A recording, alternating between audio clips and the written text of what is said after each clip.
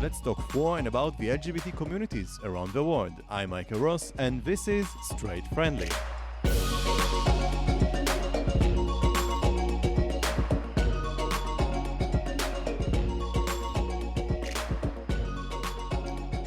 Hi everyone, so we are now producing several episodes that are all dealing about entrepreneurship. We will give different examples about NGOs, about LGBTQ plus businesses and so on.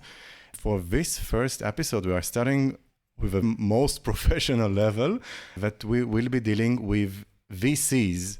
And let's explain first of all what VCs are. So VC stands for Venture Capital. Now, when you want to create a startup, a technological business that can be accessible all around the world, for instance, as we are using different apps on our mobile phones, just as WhatsApp or Facebook, TikTok, and so on. So these are examples for startups. And of course, Grindr and Tinder and all the apps that the communities like. So when you start a startup, you have to dream big, start small, and act fast. And in order to be able to act fast, you must have funds. Now, creating a whole team of engineers, software engineers, marketing team, developers, a CEO, and all that requires a lot of money. So with a very interesting research, we found out that in the United States, there are several venture capitals, VCs, that either the investors, the people who put the money there, or either the startups are LGBTQ+. And I think that this is super interesting. And I flew all the way from the Middle East to the USA to San Francisco, and I met with Patrick Driscoll, who has so much of information, and he was dealing with different organizations that deal with LGBTQ+ startup entrepreneurs and the VCs. Super interesting. I think that this will show the future. So let's move to our guest. And of course, the production of this episode came to reality thanks to the great support of the Friedrich Naumann Foundation for Freedom in Jerusalem.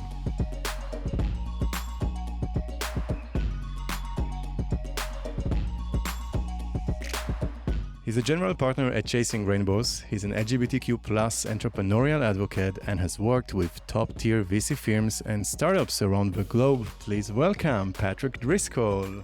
Thank you so much. It's wonderful to be here. It's truly my pleasure. Also for me, it's very nice to be here. Welcome to San Francisco. It's super rainy today. So, Patrick, I have to say you're one of the more unique characters that I found. I really had to find you. We started, first of all, by chatting on LinkedIn, and then we moved to Zoom, and I'm so glad that we meet face to face. And for me, it was so special that you were dealing with so many different spheres, with LGBTQ plus entrepreneurs, businesses, and mainly startups, plus VCs, venture capitals.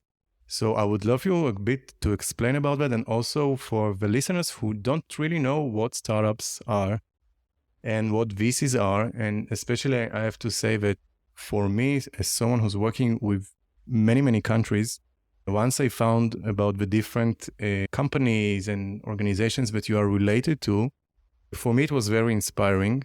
And I think that the US is way ahead than many other countries. So we would love, and I would love, to learn a bit from your experience and from your view. For sure. I guess a good place to begin then is I'll provide a little bit of background on myself and how I got into this mess, as I'll call it. I started my career actually in international development, working with entrepreneurs on the ground in West Africa, in Senegal. I ended up in Latin America and Colombia as well. Really working hand in hand with entrepreneurs on basics of financial literacy, how to help manage a local restaurant or a hotel, and really fell in love with that as a concept. Fast forward to working for the U.S. Small Business Administration, a federal agency focused on empowering small businesses across the United States. I was a lender relations a specialist there where I worked with large banks to improve their lending mechanisms and practices for small businesses. These were typically construction companies, brick and mortar, not really tech or startup enabled companies. But I fortunately became the acting public information officer, which meant I had to represent the agency at a lot of events. And I sat on a panel with a VC, a venture capitalist, and an accelerator manager at the mayor's office in Los Angeles, and heard what they had to say about their impact in the tech space, the startups that they were empowering with access to capital. And I'm sitting there as a representative of a large US government agency, and I'm immediately getting excited about what they were talking about. So I knew then and there that I wanted to get into venture and to get into the startup tech space, and was able to pivot quickly to join 500 startups, now 500 global, in Mexico City, where they had a big accelerator program focused in LATAM. 500 is a pretty global firm, so they have offices and funds in Southeast Asia, headquartered in San Francisco, of course. And that's where I kind of learned everything I wanted, or everything I needed to know about venture and startups. So what attracted you to there? Because like you started with something very social in Africa, and then moving to venture capital, it's like... It's wild. I went from international development to capitalism, basically, which is not an easy path to follow. I've been actively seeking to have a net positive impact in my career and professional life since I started. I studied international relations and international business, really wanted to make the world a better place. And I saw VC, after working in development and in the federal government, having really positive impacts in small businesses, that I can have an exponential impact in VC and startups, specifically with net social impact, financial inclusion via cool fintech innovation that I saw occurring in sub-Saharan Africa, in LATAM, all these really great tech offerings around med tech, on education tech, all these great things that were opening up access to all of these really great products and services to folks that otherwise wouldn't have access to them. And that was all thanks to technology found oftentimes in startups. So in some ways, maybe businesses and startups can have a much more positive impact on the world compared with NGOs or governmental. Not necessarily. It really depends on what you're focusing on. If you're working, obviously VC and startups are businesses, and they need to have customers and revenue and all these financial implications that occur. So it's a different model of having net positive impact. NGOs and nonprofits, they have for sure their own niche in the market, and they're doing wonderful work, and they have to report to their donors and to their overarching institutions for more direct, like on the ground work, I would say. But for startups and tech-enabled solutions, they require a ton of capital, and NGOs and nonprofits don't necessarily have access to that type of capital unless you're dealing with a super large, well-funded foundation or something that can have a dedicated fund, for example. Some of them do, that can invest into like financial inclusion technology on the ground in Nigeria or in Argentina or Brazil, whatever. So everyone has their lane, is my response to that question. Startups and tech are just way more intensive. You need investments. If we'll take, for example, like an app, which today, correct me if I'm wrong, during the days that we are recording, probably the most popular app or technology within the LGBTQ plus communities, it's Grindr, right? Dating apps. Yeah, I'll talk about this a lot, I think, during this conversation, is the power of community and leveraging the power of community when you're building something as an entrepreneur in an underrepresented group like LGBTQ plus folks or women or founders of color or people of color. Finding a community, and one of the ways that you can do it is an app like Grindr or Tinder or Hinge, these dating apps where you can find one another. It's really building upon a community that's trying to help itself and trying to connect with one another in many ways. And to me, that's a huge superpower of underrepresented groups in general. So the LGBTQ plus community, for example, can help find each other via apps like Grindr, or even in business platforms like NGLCC, the National Gay and Lesbian Chamber of Commerce, or via firms like Start Out, or via sports leagues. There are great out LGBTQ plus sports leagues, or there are newcomer groups if you're new to a city. They're all built around a community, and that's been a huge part of what I've leaned into in my professional career, is the power of the community, whether it be underrepresented founders or investors, or, what I'm here to talk about today is much more the LGBTQ plus community within startups, VC and tech, and how it can really help itself to be successful and thriving.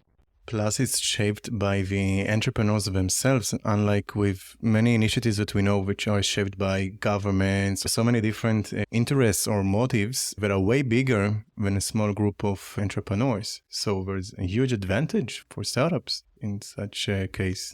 For sure. In the past several decades, LGBTQ plus folks in the US and in many parts of the world have gained a lot of validation and traction and more power due to policy changes and shifts and legal actions and the right to marry and the right to own homes and protection and not getting kicked out because of your sexuality or whom you fall in love with. So it's finally getting to a point where the LGBTQ plus community can help itself significantly because folks have been able to amass large amounts of wealth. For example, there's high net worth LGBTQ plus folks. They're really well connected LGBTQ plus folks. In the US, there are really top big brand, big name politicians who are LGBTQ plus now, business owners, media moguls. We have an entire ecosystem that's comprised of LGBTQ plus folks, which is super exciting. And that didn't exist in the past, and now that it's there, why not use it to our advantage and help each other? So for instance, Senegal. So, I wasn't always a huge LGBTQ plus advocate. I was out and proud, but didn't really push the boundaries in terms of that aspect of my identity. And I served in the Peace Corps in Senegal it's a 27-month commitment, just over 2 years. And homosexuality is illegal in the country. And I remember working with so many cool entrepreneurs and friends of mine that were local Senegalese folks. I was completely in the closet, didn't tell anyone.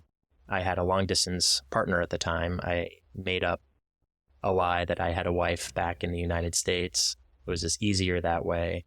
And I remember this kid who was in the small town where I lived was discovered to be at an underground gay party in the large city close to the small town where I lived. And he was basically publicly shamed. His family was publicly shamed. His family kicked him out. He had to flee to Dakar. His father ended up passing away, and folks blamed the son's homosexuality to be the reason why his father passed away, which was wild to see as somebody who was closeted living in Senegal, and I couldn't come out because we were told that it was unsafe. So we were kind of told to stay in the closet. And seeing examples like that, I ended up in Colombia and South America where I was able to be out and proud, but in a very kind of Catholic religious nation, it's difficult when you leave the major cities. Same in the US. I grew up in Pittsburgh, Pennsylvania, where being out in LGBTQ plus when I was a kid in the 90s and the early 2000s was not easy per se, even though Queer as Folk technically took place in Pittsburgh, Pennsylvania. If anyone's familiar with that show, it was a huge staple. But that was not how Pittsburgh, Pennsylvania was at all in reality. So I had this experience in Senegal, and I really got impassioned about empowering the LGBTQ plus community. At that point, I became the acting diversity coordinator for the country of Senegal in the Peace Corps to make sure that underrepresented communities within the Peace Corps network had a voice. And that kind of was the first time I felt how good it was to be an advocate for underrepresented groups and the LGBTQ plus community in general. And it kind of set the stage for the rest of my career, which now I'm very gay and very rainbow oriented. And my LinkedIn profile is covered in LGBTQ plus acronyms and stories and people. So it's hard to hide that.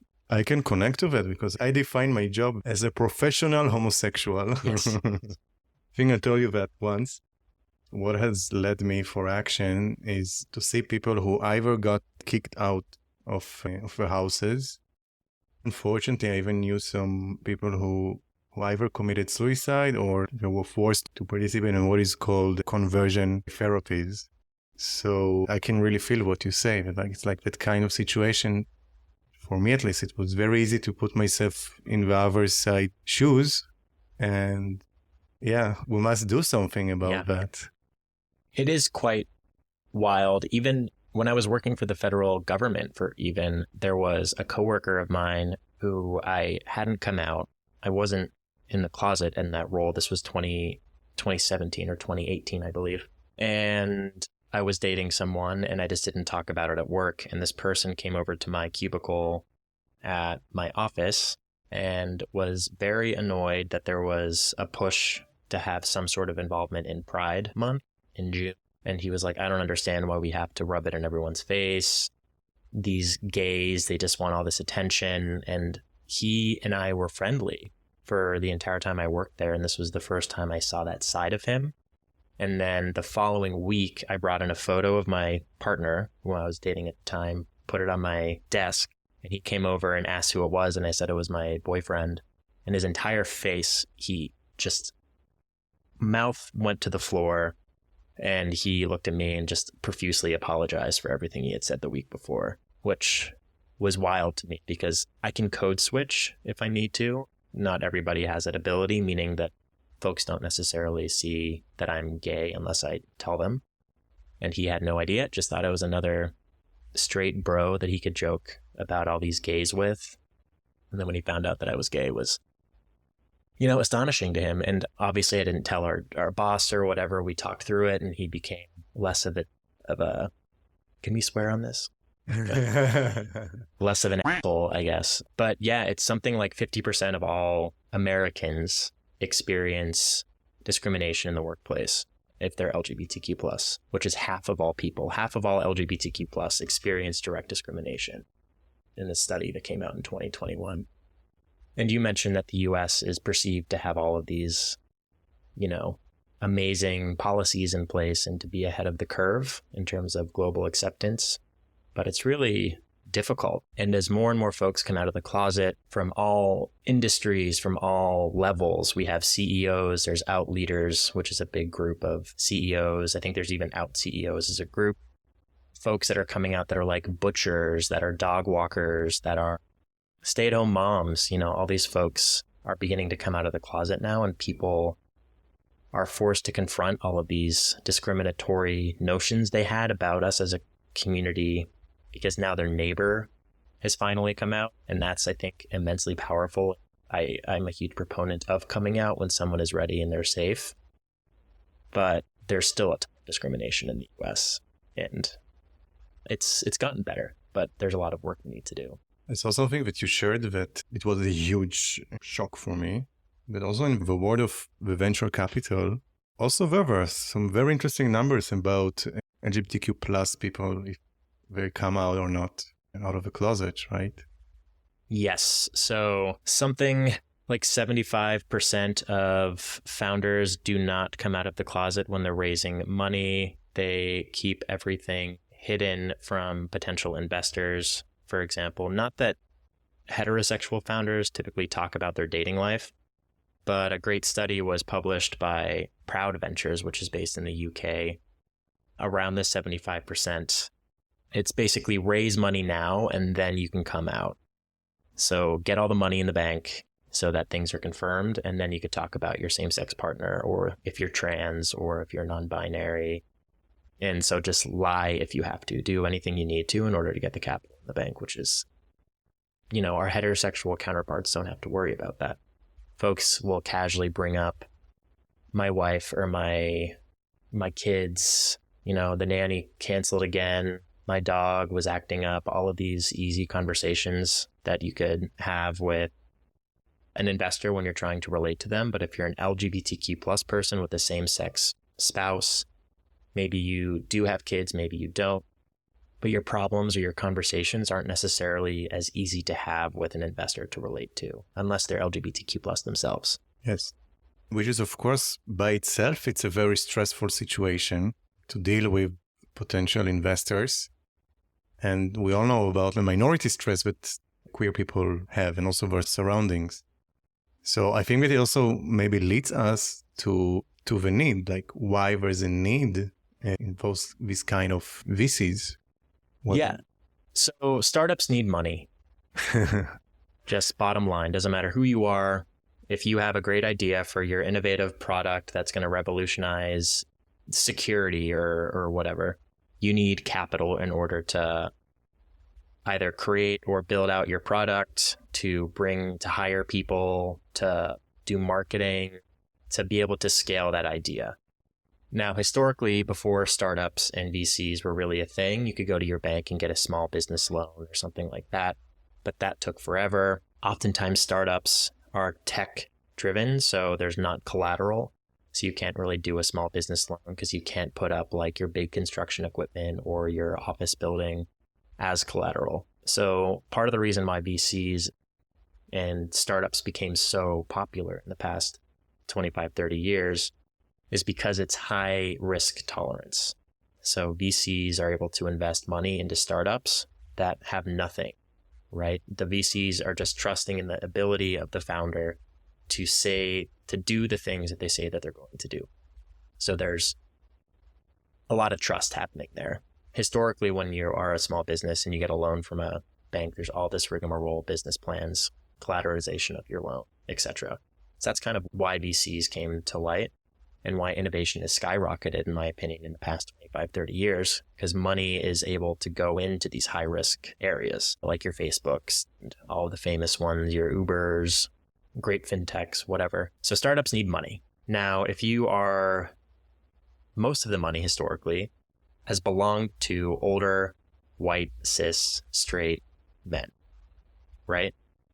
So there's a thing called affinity bias where those types of people like to invest or interact with people that look, act, and live like they do.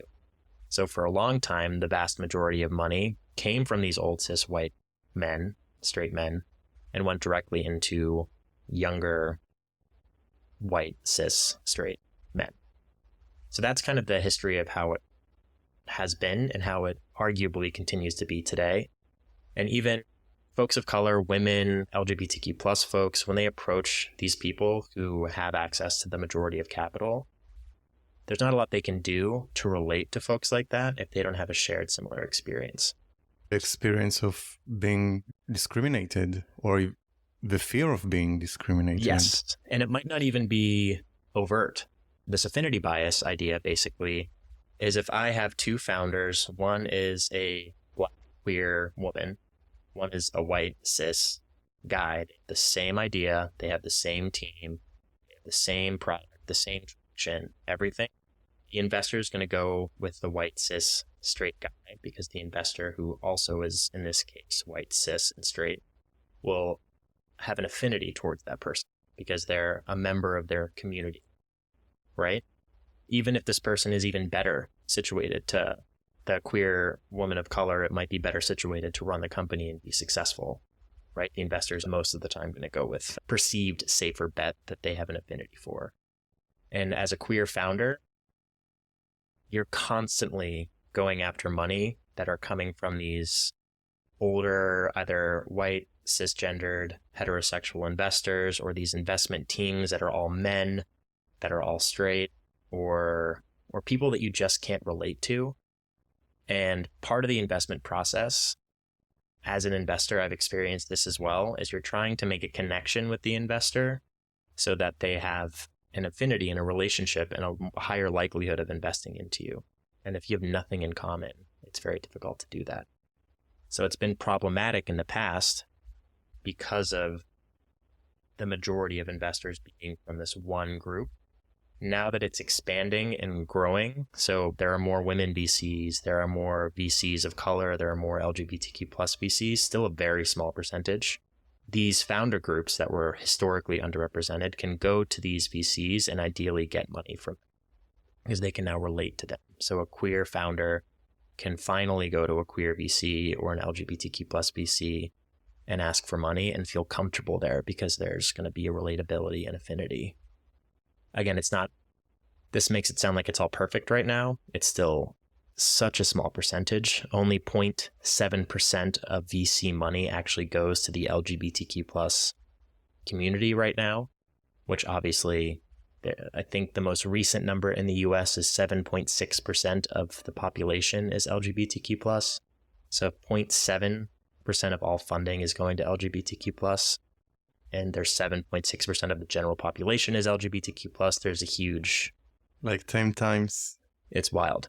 So there's a lot of work to be done in both empowering LGBTQ plus founders and then finding folks that can be LGBTQ plus investors, in my opinion. And that's what's going to bring these numbers up so that they can finally kind of merge and meet in the middle.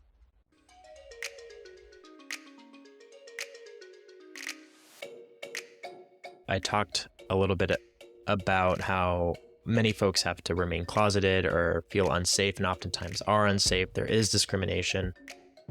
But in my opinion and in my experience, one can use their queerness to their advantage as an LGBTQ plus founder specifically. And for me, when I moved back to the States as a VC in tech, I immediately did research into what types of ecosystem actors and leaders existed that helped empower LGBTQ plus founders.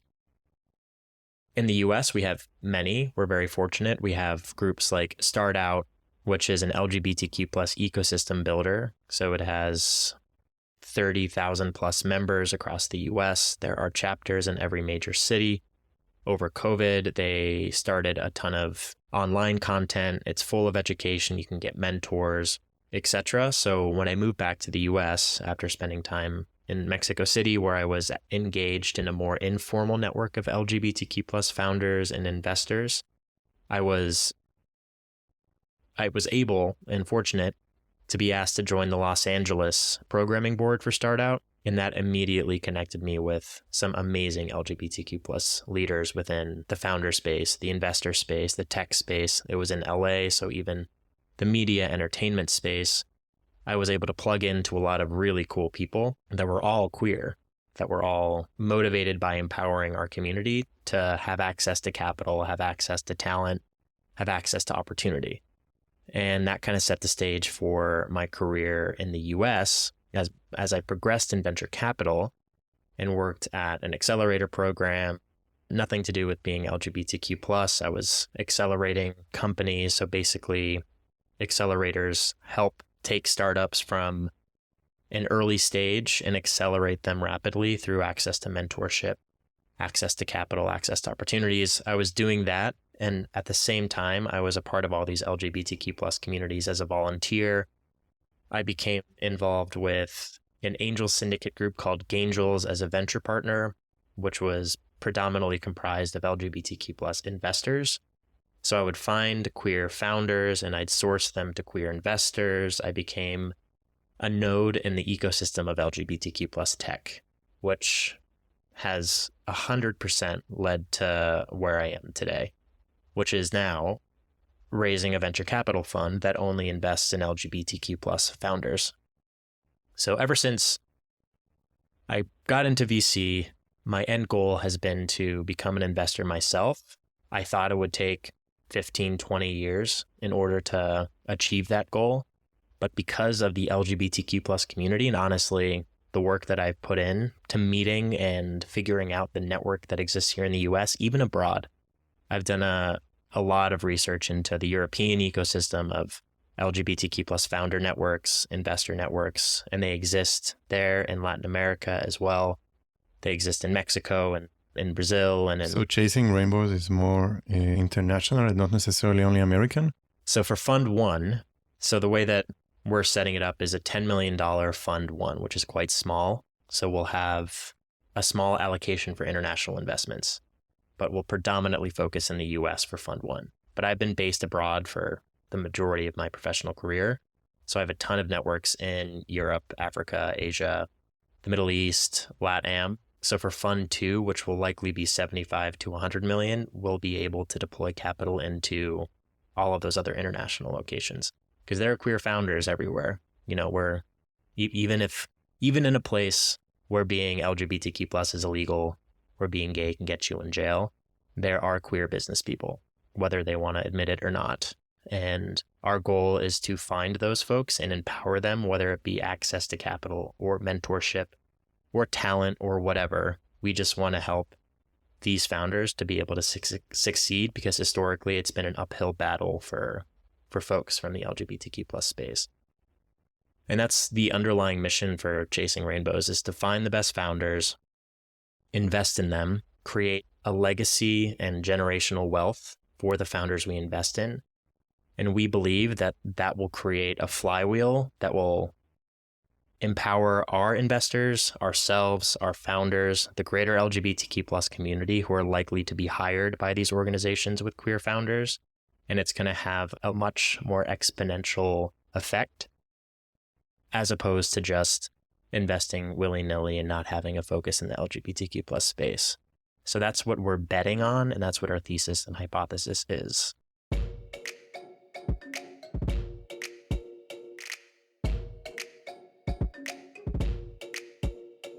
So we've been talking about venture capital, but you also mentioned about the LGBTQ plus tech scene. Is the tech scene only by the identity of the founders or also about the products themselves? There are LGBTQ plus founded companies, and then there are companies that focus in the LGBTQ plus community, for example. So there are amazing founder networks that are comprised of, there's lesbians in tech, there's out in tech, there's unicorns in tech, which I believe is based out of Germany. So these are all strong networks that are connecting LGBTQ plus founders. Now, for companies that focus on the LGBTQ plus community, the majority of the time, they're going to have LGBTQ plus founders, at least one of them anyway. So it kind of goes hand in hand, but there are definitely networks that connect LGBTQ plus focused companies as well. And that's, NGLCC, which is the National Gay and Lesbian Chamber of Commerce, has a great Rolodex, for example, of LGBTQ plus focused businesses in the US. This is a non-governmental accreditation organization, so you can actually get a designation as an LGBTQ plus owned company, and that opens up grant opportunities for you. Also gets you on our radar if you're an LGBTQ plus tech company, and we see that you're certified by the National Gay and Lesbian Chamber of Commerce. It's a great indicator for us that you know what you're doing because you now have access to non-dilutive capital opportunities. So, there's just such a broad network of opportunities for queer founders to now tap into that didn't exist before. And now's such a good time, and it's only going to get better in the next 5 years or 10 years as these networks grow, as LGBTQ plus founders raise rounds and scale companies and hire huge teams and become the next generation of Elon Musks and, Bill Gates and all those folks. You're going to start seeing, in my opinion, and in my hope and in my vision of the world, queer billionaires that are going to be heroes to a lot of young LGBTQ plus folks that are graduating with MBAs or have an idea of a business. And that's the world that we're really hoping to work towards. I think that it's not a secret that I'm a founder by myself, and I'm also working on developing a startup. And for me, it was like once I discovered about those different organizations and networks and your work and gay angels and chasing rainbows, for me, it was a big surprise, not something that I could even imagine. So I would thank you for that. And I would ask, for the last thing, what is your tip for any of the listeners now has some idea that can make the lives of so many people to get better, especially thanks to technology that allows us to make a way bigger impact? What your tip would be for such entrepreneur, no matter where they are in the world? Yes. So we are a minority community. So there's less of us than there are of them. And there is power in numbers and there's power in community.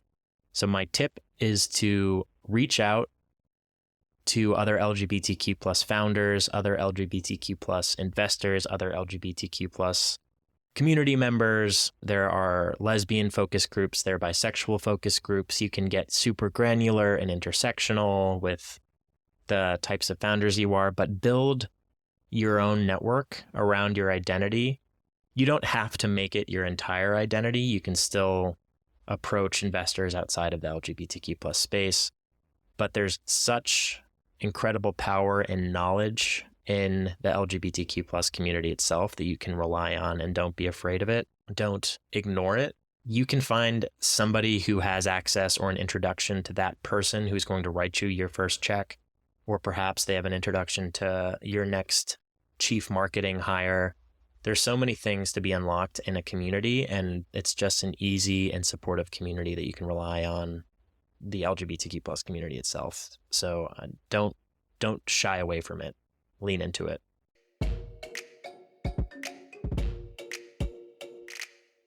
Patrick Driscoll, thank you so much for being in this episode. I really thank you. Thank you. This has been wonderful. I hope I didn't drive you too much crazy with so many questions. Thank you. Nope, absolutely. It's been wonderful.